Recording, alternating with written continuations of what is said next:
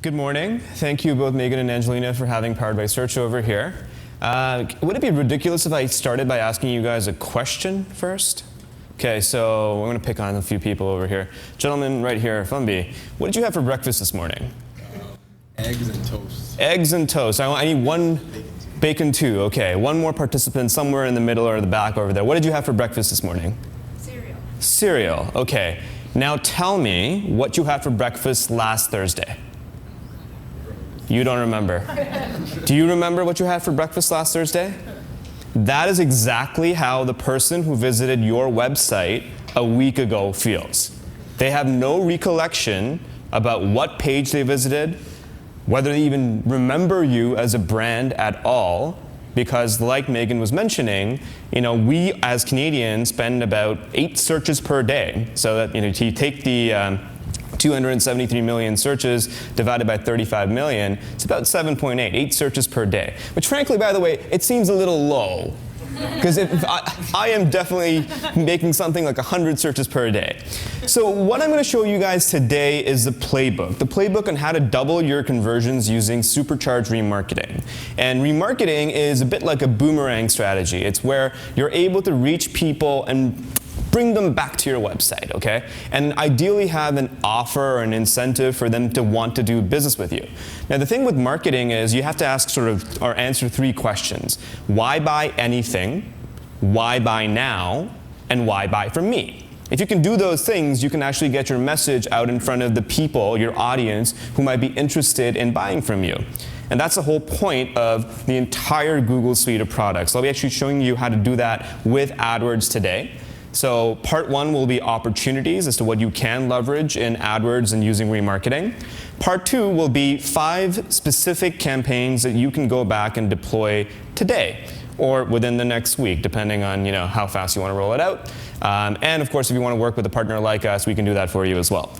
So I'm going to start off with a couple of statistics. Who here would say that you guys are in the B2B industry? Raise your hand if you're in the business-to-business industry. So here's some facts that you need to understand. So CPCs, this is an industry study that was done where 3,000 advertisers were polled and something like $350 million worth of ad spend. So very statistically significant. Here's the numbers and how they broke down for the business-to-business industry. The CPCs on average, cost per click by the way, $1.64. The click-through rate, 2.5%. The cost of acquisition was just about $64, and the conversion rates were 2.5%. So good industry data to know in case you're looking back at your own AdWords campaigns and trying to compare. Now you may be better off than this, you may be worse off. This is just an average for a wide variety of business-to-business products. Who here is in e-commerce? E-commerce? Okay. You want to know your stats? So you're paying about $1 on average. It's actually closer to 90 cents, really. And this is, in big part, this is because of product listing ad campaigns that you can run on Google Shopping as well. But $1 is what you're paying on average for a click. The click-through rate is 1.66%. The cost of acquisition, $46. And conversion rates hover just underneath 2%. Is anybody here from the finance or travel insurance industry, that type of thing? No? Okay, I want to just show you what it means to compare against a really competitive vertical like that. So here's the one for finance and insurance. You see the CPCs are a lot higher, $3.72. The click-through rates are 2.65. Cost of acquisition, meaning the cost to acquire a lead in many cases, not a customer, is over $50. And then the conversion rate's around 7% over here. So you know that folks in this industry are hyper-focusing on creating a better marketing funnel. That's why the conversion rates are a lot higher in this industry. And the last one's travel. So $1.55, 2% on the CTR. $60 for acquisition, and so on. The reality, why do I show you these stats? It's to show you one thing, which is this. I want you to ponder a question. And the question is, how do I get more share of wallet in my industry? This is John Travolta. Okay, so that's what I'm going to show you today. First of all, remarketing and retargeting is a no-brainer. When you start doing it and you start deploying this boomerang strategy, good things start happening.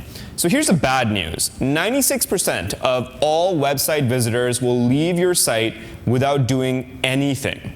let alone buying. They won't convert, they won't sign up for your newsletter, they won't download your ebook. That's why we settle for a 5% conversion rate and say we're doing a great job. If you flip it, you're doing a terrible job for 95 people who come and visit your website. That's why we have cost of acquisitions that are so high.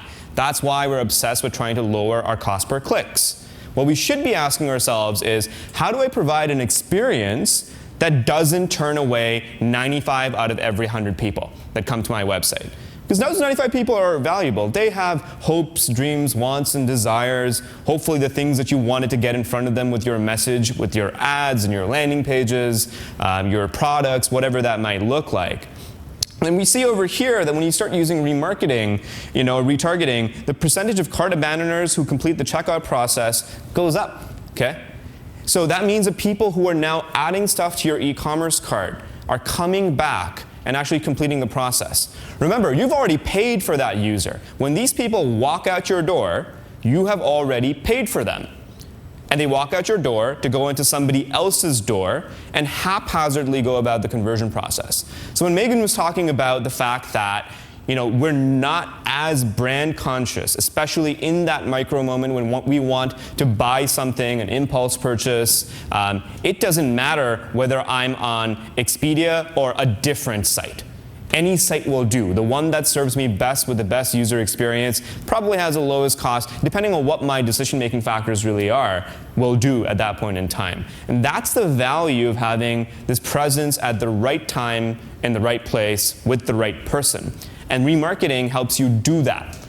If you don't have remarketing today, you are missing out like crazy. Who here doesn't do any retargeting or remarketing?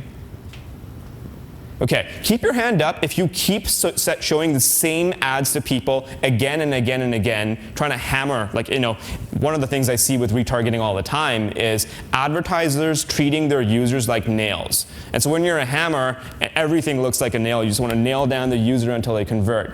And that's what I'm going to try and hope to impress upon you guys to change if you're doing that particular strategy today. So all of us have been on the other end of it, where we visit a website and we add something to a cart only to find the ad chasing us. Like, you literally feel cornered on the web, right? You just feel like they're everywhere. You can't even escape them. And then those of us who know how to clear our browser cache or use an ad blocker might be using it. So I want you to put yourself into the mind of your user, really, and how are you treating them, not how much value are we extracting from them as an advertiser. And when you do it the right way, retargeting can be actually a very beneficial experience. In fact, 25% of users actually say that if they see a relevant retargeting ad, they're more likely to do business with you, which means that there has to be that right value equation. Again, right time, right place, right person. So what do we want? We want to show me the money. I'm going to help you show you the money in your own funnel today with minimal difference in ad spend. The cool thing about remarketing is really that you don't need to double your ad spend to be able to double your conversions. You just need to map out your buyer journey, and I'm going to show you how to do that. Okay, so there's a concept that we practice at Powered by Search known as the 3 types of traffic. And it's super important that you understand the different types of traffic and how to treat them. So very simply, they are cold, warm, and hot. The problem is most of us try to get married on the first date. And what I mean by that is we get a click from some unsuspecting user on the web, and we lead them to what is a conversion page, a checkout page, a request a consultation page, and then we wonder, why did they leave? Why? Come back. Come back, because I paid for you. I want you to fill out this form so that I can get my greedy little hands on that lead in Salesforce or whatever CRM you're really using. The reality is we all have different needs when we are browsing the web. The same person is cold when they're looking for information, and the type of content that you serve them makes all the difference. So in this case, you might be serving them up blog posts or content through social media or informational videos. And then there's a middle part as well, which is the warm traffic portion. And this could be things like a calculator or an ebook, a product selector. Is Luxie here in the audience? Yes, okay, cool. So you guys sell hair extensions. Well, how do I know, if I was a woman and I was looking for hair extensions, how do I know which hair extension is the right one for me? if you had a selector product that helped people through a wizard or a quiz find out what the right product was for them, you have helped them get to the next step. So remarketing can actually help turn cold traffic into warm traffic and warm traffic into red hot traffic that's ready to convert. That's the part where you want to get them to consultations and checkouts, evaluations, or getting a quote or add to cart. Whatever that money interaction is on your website where somebody pulls out a credit card or is showing you hot buyer's intent, it only makes sense to send them that traffic when you know they've put up their hand and they're saying, yes, I want to do business with you. But we make this mistake all the time, you and I, where we start taking traffic that isn't quite ready to buy yet and show them a buying offer. And then we wonder why 96% of those people walk out the door. So this is a fundamental concept that remarketing really helps with. But beyond that, this helps in general with your entire digital marketing strategy. So again, right time, right place, right person.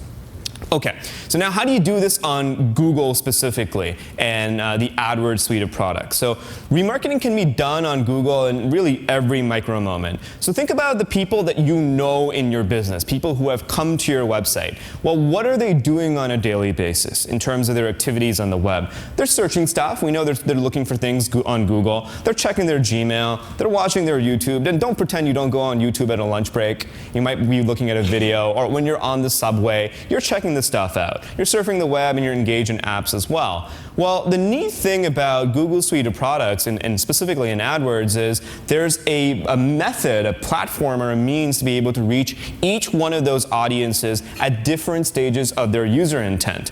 So as an example, when they're searching or checking Gmail or watching YouTube, you can use a program called Customer Match in AdWords to be able to reach them at that point in time. When they're just searching, I'll be talking to you about something known as RLSA, or remarketing list or search ads, and you can reach them at that point. When they're just searching the web, you got display or web remarketing. This is probably the part that you're most familiar with, where you see a banner ad, following you around the web when you didn't do the thing that the advertiser wanted you to do, which could have been a checkout or a lead or something like that. That is the part that I think is usually universally known. But you may not know it, but you may be getting targeted by advertisers today within Gmail as well as within search without knowing it. I'm going to be showing you how to leverage those opportunities. So there's something that we developed at Powered by Search called the retargeting grid. And this helps you figure out what kind of offer to show to what kind of user, again, in the right time, right place, for the right person.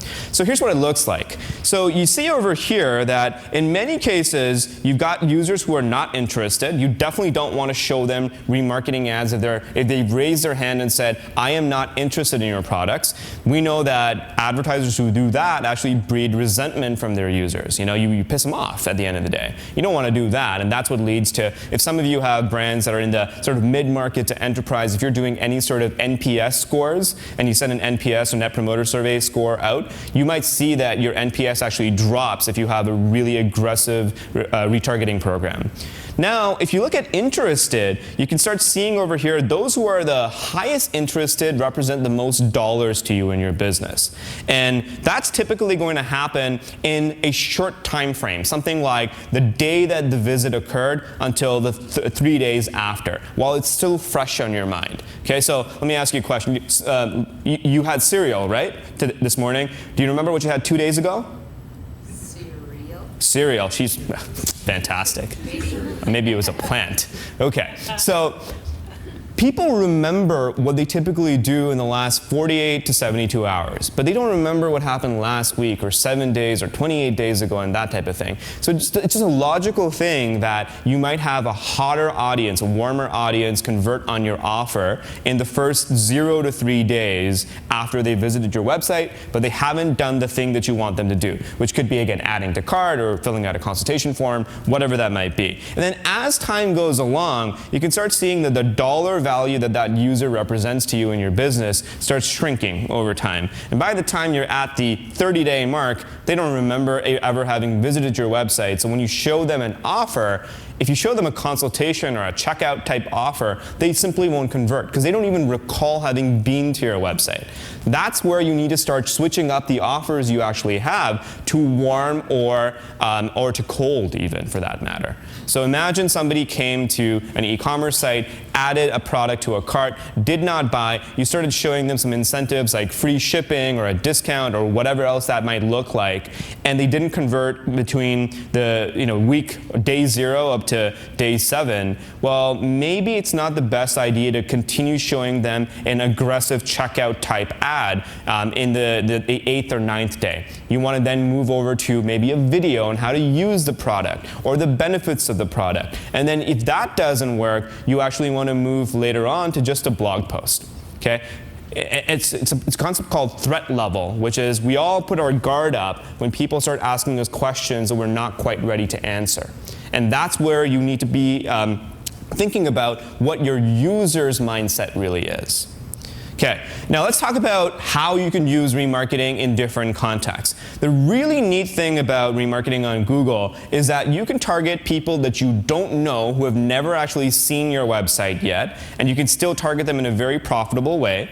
You can target people who have intent, people who have context, like for example, they're near your location. So some of you have physical businesses, and if they're near your location, you can target them that way. If you guys try to promote an app and you're specific to devices that are, let's say, an iPhone, well, you can do that as well. And then there's immediate needs, such as they're interested but undecided, or they're looking for the help me buy type of query. So the last time that you purchased anything, let's say, over $150, did you look for a review related to that product? You probably did. That's a help me buy type query, right? Where you type in the product name plus reviews, you're hoping to get a result that helps you buy that particular product. Well, you can target all of those using the Google AdWords platform. Now, one of the things that really helps is being able to distinguish intent from interest. Intent is when somebody puts their hand up and says, I am getting pretty close to doing business with you. Interest is simply, this is cool, show me more stuff. Okay? You can distinguish those things using Google's products. So in this case, getting access to unique data, like just being able to understand how many people are interested in product X, Y, or Z. So if you are selling real estate, well, how many Canadians are looking to buy real estate? Or how many people are looking to buy hair extensions? Well, Google's display network, YouTube, the keyword planner, they all help you understand what's the size of the prize in the market. But then you can actually layer on other things that Google knows within its inventory about these users. Things like their actual interests. In fact, it's actually called interests in the Google AdWords platform. So we know what these behavioral signals look like. We have an idea of duration, so you can segment based on that. Now, would you agree, for how many e-commerce people again in the room? Just raise your hands. Okay, keep your hands up for a second. Would you agree that somebody who spent more time on your site is more likely to buy? Right? Okay, cool. As somebody who visits your site pretty often, are they more likely to buy? Probably, right? Because that's part of the buyer decision or journey where they're continuously coming back and reevaluating whether there's a fit that's happening over there.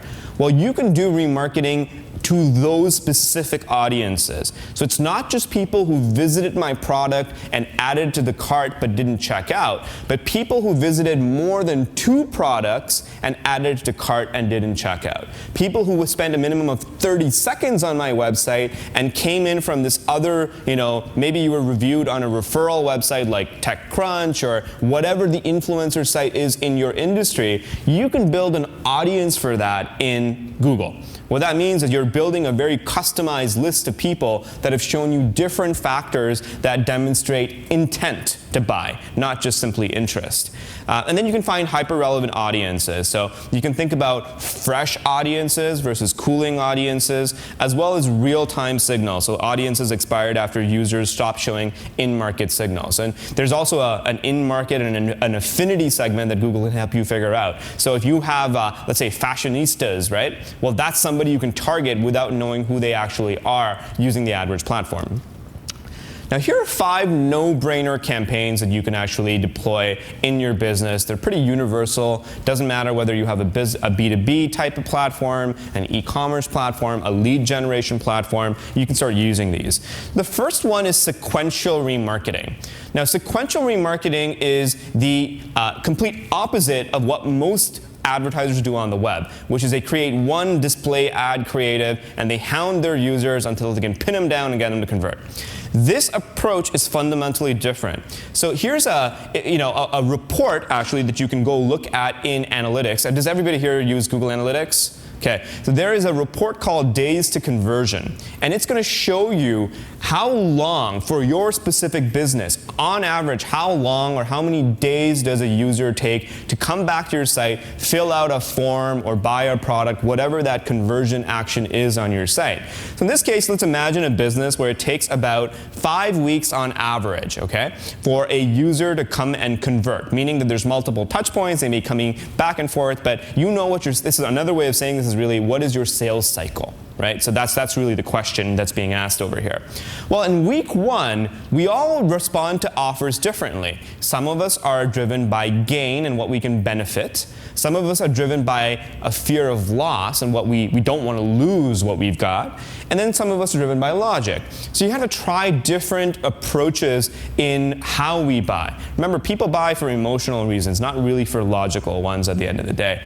Think about what is the marginal difference between perceived value and tangible value. You want to maximize perceived value over here. So could I get my VP of marketing on the phone if you're a lead gen type organization? Could I show you a walkthrough demo of my product instead of a free trial just to sign up, which is completely user onboarded? Could I offer free shipping? Week 2, appeal to fear, scarcity, and loss. Research basically shows that people are much more afraid of losing $100 than they are motivated by making $100. So you can actually appeal to these fears around what a user could lose by not using your product or your service. The best way to figure this out is ask yourself, what is the cost of not using my product or service?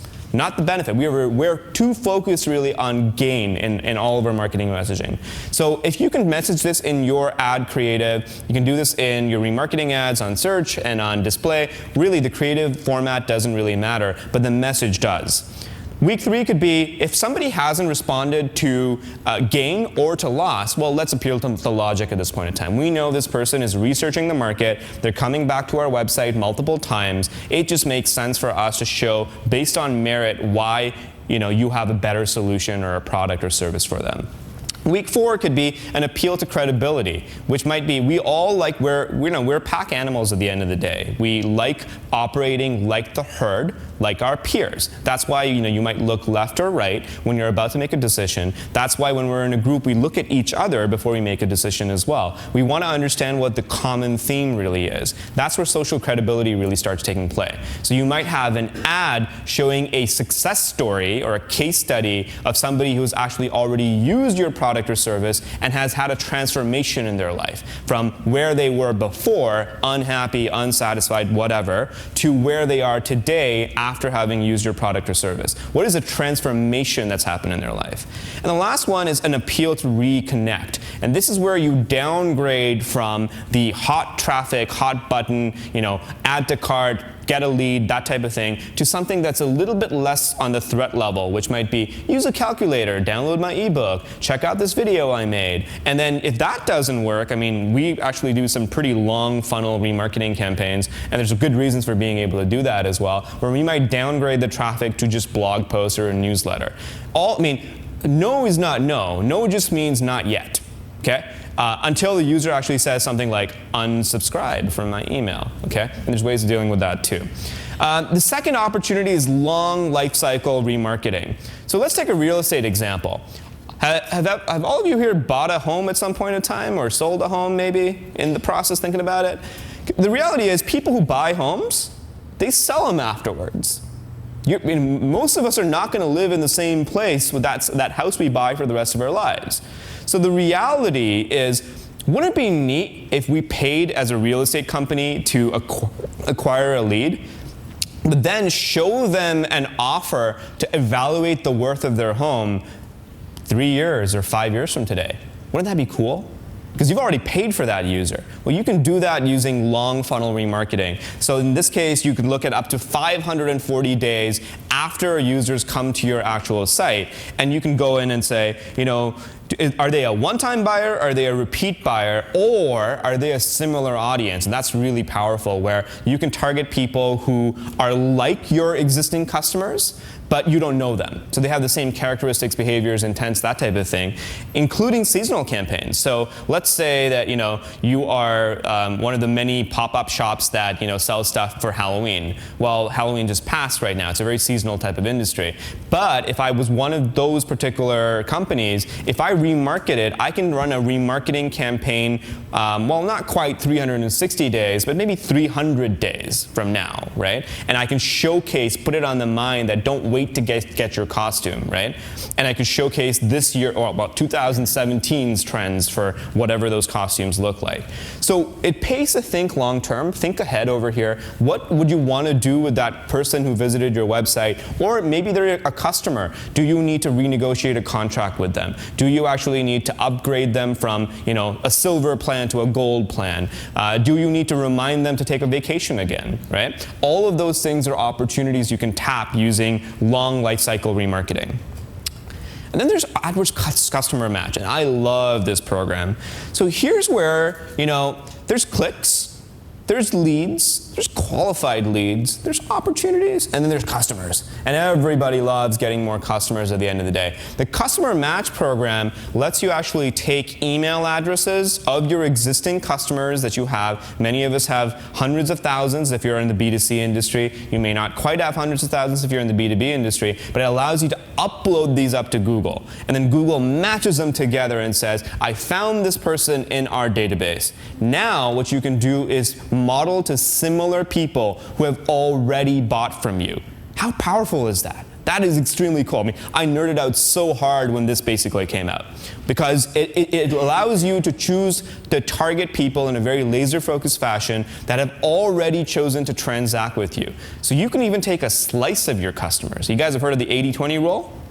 Right? Okay. So take the top 20% of your customers that create the most amount of revenue and profit in your business, upload them up to the Customer Match program, and unleash the Kraken that is Google to find more people exactly like that. You could do that. Well, we'll take questions later on. So the Customer Match program, here's how it works. You collect some email addresses from a customer who's purchased a product. You move this into Google, and there's sort of three different areas over here. You can either, they have to purchase a product, you can collect an email address who's registered to receive marketing messages, or somebody who's physically given you their email address. So these are some of the policies that Google basically has. You can't just throw anybody's email address in here. Google will flag you for that, and it's simply just not a very good practice. Don't think about doing that. But if they've actually raised their hand in some way and said, hey, I want to hear from you, and I am a customer, sell me more stuff if you find it valuable for me, that's where the Customer Match program really comes in. Number 4 is remarketing for search ads, and this is really cool. How many of you here are concerned about paying too high a cost per click?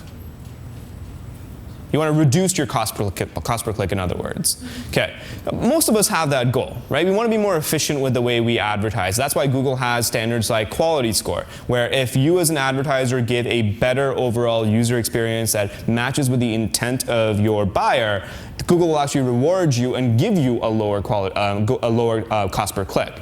Well, one of the ways of really focusing on really competitive verticals, like if you're always running out of budget, or you're seeing that your ads don't show up partway through the day, you simply have high CPCs and low conversion rates, RLSA ads are a godsend. So here's how it works.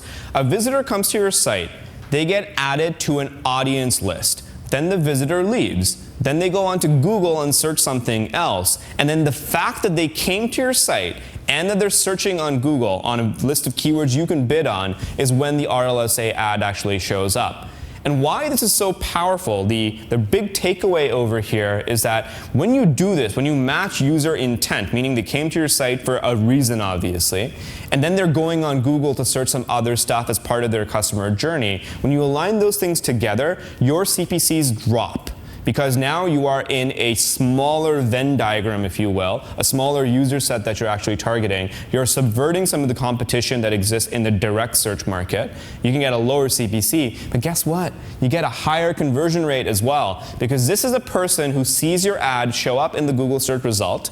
Not a display ad, this is an actual search ad, and they've already visited your website, so they know who you are, and they might remember what you had to say, what the message was that you were trying to convey to them, or what the offer was that you were trying to convey to them the first time they came to your site. So it's a very powerful way of getting people who are in midstream of researching your product, solution, alternatives, competitors, reviews, whatever, that is part of that process, bring them back like a boomerang. You can just vacuum them back into your site.